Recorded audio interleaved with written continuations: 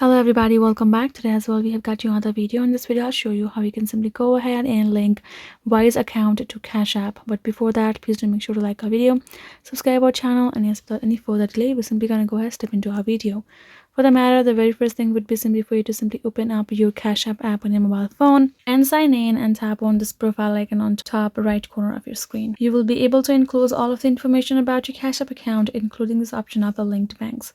Go ahead, tap on this linked banks option, and here in this section, including the banks that you have linked, you will find this option of link a bank, a new option for you. Go ahead, tap on this plus icon, and once you do that, you will be able to see all of the banks list over here which are allowed to be linked, and including the search bar on top. If you can find your Wise bank below, you can simply tap on it. Otherwise, you can simply type in Wise on DAO and you will find these two options, wise.com and Wisely, formerly Global Cash Card. And then simply tap on this option of wise.com on top. And there, here in this section, you're going to be able to find this another interface which will be opened up on your browser.